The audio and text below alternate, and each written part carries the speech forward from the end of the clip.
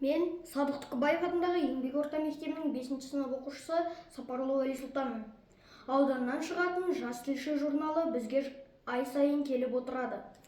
Осы мақалаға енген балалардың мектебімен, мектебінің тарихымен, олардың жазған мақалаларымен ылғи да танысып тұрамын. Осы мақалаларды оқи отырып, өзім де шабыттанып, осы «Жас тілші» журналына мақалаларымды беріп жүремін. Дәл осы мақалаларды оқи отырып, менің ақпараттық кеңістігім ұлғайды. Жазушылардың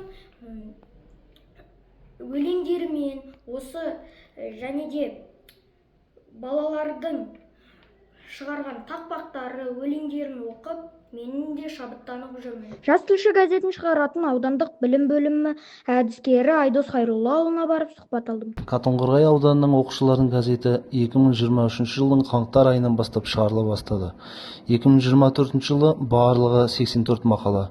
Оның ішінде қазақ тіліндегі өлең 44, орыс тіліндегі өлең 4, орыс тіліндегі мақала саны 19, ағылшын тіліндегі мақала саны 12, қазақ тілінде 105 мақала жарияланды. Ең көп мақала жариялаған үшін бірінші орынды Әбдікерім атындағы Шыңғыстай орта мектебі иеленді. 19 мақала жарияланған. Екінші орынды Ластаев атындағы орта мектебі және Берел орта мектебі 16 мақаладан. Үшінші орынды Аққайнар орта мектебі 14 мақала жарияланған. Белғарағай, Қызыл Жұлдыз негізгі орта мектебі қазақша, орысша, ағылшынша мақалалар және өлеңдер жазып, барлық номинация бойынша өз шығармаларын ұсынған.